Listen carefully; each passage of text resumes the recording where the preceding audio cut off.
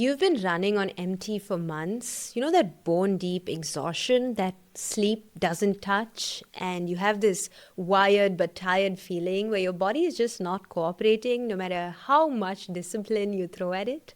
It's this usual advice that people tell you. They tell you to rest more, they tell you to do meditation, they tell you to go on a vacation, and you've done all of that, right? But you're still exhausted. I'm going to show you the 4 yogic mechanisms that actually rebuild your nervous system's capacity to handle all of this stress. And by the end, you'll know exactly how to activate each one in your own life.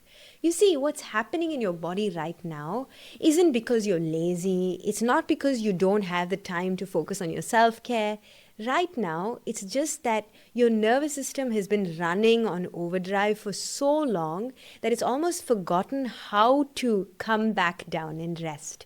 And rest alone is obviously not enough to truly, really replenish those reserves. Imagine it's like holding a beach ball underwater for weeks, for months, sometimes even for years, and your arms are just burning, your whole body is straining, but you keep it down because that's what we do. As high achievers, as busy mums, as people with lots of things to juggle, we do it well. We hold it all down. And then people tell us, okay, take some rest, take a weekend off, sleep in on a Saturday. That's like someone telling you, just take one hand off the ball, the other one can remain. And it helps, it genuinely does. You feel a lot better, but the ball is still underwater. And the moment that you put your hand back, you're right back to where you started. You still feel it in your body. You see, burnout isn't just the exhaustion that you feel from holding that ball down underwater. Your body keeps the score and your body remembers that. Burnout is the system that's been holding the ball for so long that it almost can't function without that pressure anymore. So it's not about just resting your arms, it's about letting the ball surface and then rebuilding the system so that it never gets trapped underwater ever again. Your nervous system has 2 branches. There's the sympathetic, that's your accelerator, and there's the parasympathetic, which is like your brake. Now, when you're burnt out, when you're truly burnt out, here's what's actually happening on like a biological level. Your accelerator is stuck, you're not able to push anymore, and your brake, it's all worn out, so you're not able to put the brakes on what you've accelerated for. And this whole thing is controlled by what is known as the vagus nerve. Now, this is the longest nerve in our body. It runs all the way from the brainstem all the way down to your gut. And the vagus nerve is what tells your body, okay, we're safe now, we're here, cortisol can come down, heart rate can slow down, and we can rest. Now, this is the role of the vagus nerve. But in burnout, when you're in that state, the signal from your vagus nerve has become so weak, it has become so feeble, and your vagal tone is really, really low. Which means that whenever the stressor is gone, even when you're just like lying in bed at 10 p.m., your body is still getting the message, keep running, we've got things to do, we've got things to accomplish. And so the question then becomes, how do you actually fix the brake and slow down? That is mechanism 1 that I'm about to tell you today. Ujjayi breath. Now, this is the oceanic sound of the breath at the base of the throat. It's not just some breathing technique that we do. It's a direct vagus nerve stimulator. So when you narrow this little flap called the glottis and you create that whisper on the inhale and exhale, you're almost naturally stimulating the vagus nerve's fibers.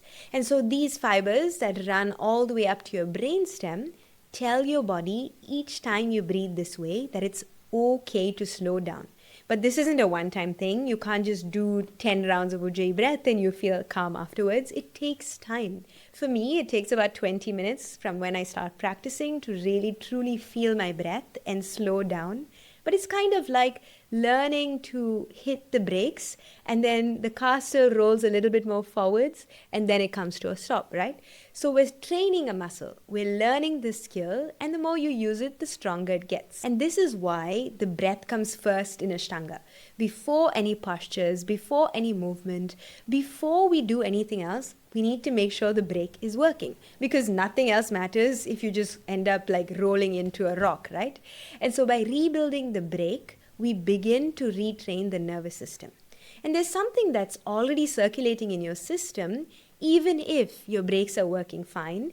And that brings us to mechanism number 2.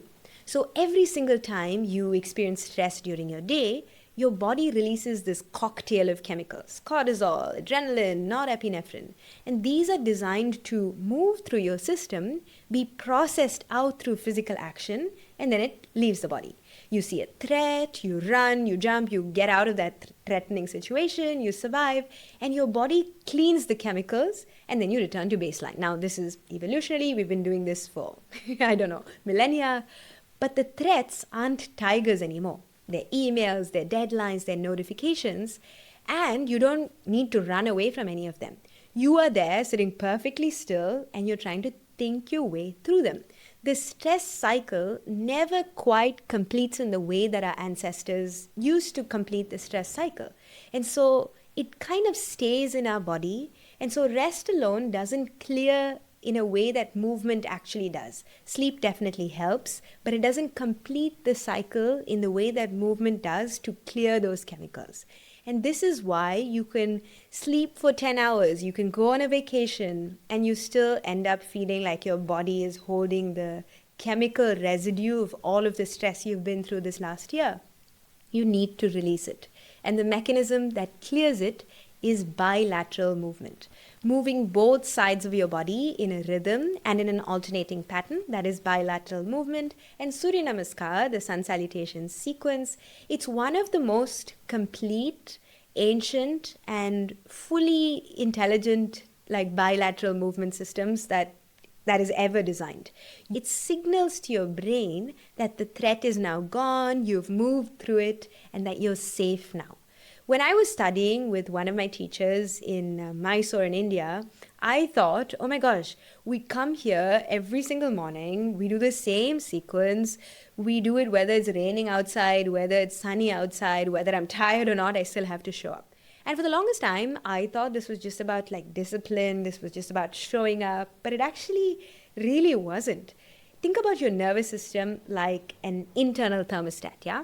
Most people, they have a thermostat that's somewhere in the middle. So when stress happens, the temperature kind of spikes, the room gets hot, and then the system slowly brings it back to the baseline once the stressor is released. But after years and years of chronic stress, of working in environments that keep us in this state, the thermostat almost kind of goes like wonky. It starts to get recalibrated, and the set point moves, and now the new normal for what feels like, something that would totally stress a normal person out is literally become the normal day-to-day level of stress that you deal with. And this is why, and I need to tell you this, you cannot recover from burnout with just a one-time intervention like going to a retreat or going to a breathwork session or even watching this video, for example. You have to absolutely retrain your baseline slowly and over time.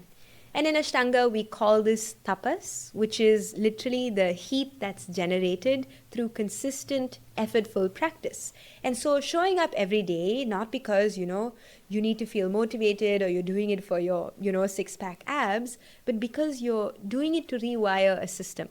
And every single time you practice, it's the same kind of sequence. You're training your nervous system and your circadian system to anticipate this down regulation, this time when you finish practice and you feel a lot better. And so your body starts to release these calming neurotransmitters even before you begin your practice, even before you start samasthitihi and start moving. And your nervous system needs a structured cool down. It needs a deliberate, non-negotiable transition to actually signal to itself that it's done with the doing. And if you think about the Ashtanga practice, this is why I recommend it to anyone who feels overwhelmed or burnt out.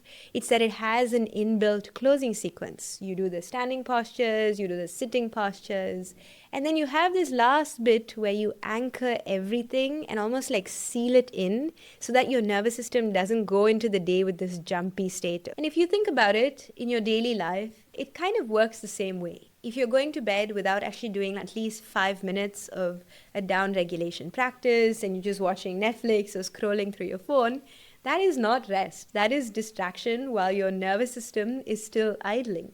And recovery doesn't begin when you stop working at 9 p.m. Recovery begins when your nervous system gets the signal to actually shift its mode. And that signal, that deliberate signal, it has to come from you. And so we've covered a lot today, and I want you to see how these 4 mechanisms work together as a system. So Ujjayi basically rebuilds that vagal brake, that mechanism that helps you calm down. The bilateral movement completes the stress cycles that rest alone can't touch. The tapas truly retrains your nervous system baseline through neuroplasticity of the daily practice.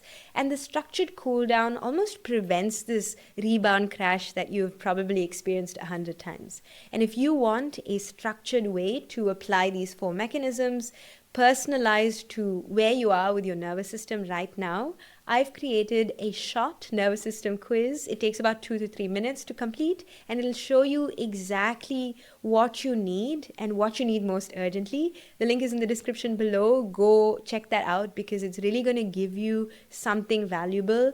And if this video shifted how you think about burnout, even if it's just a little bit, share this with a friend, subscribe, and I look forward to seeing you in the next one.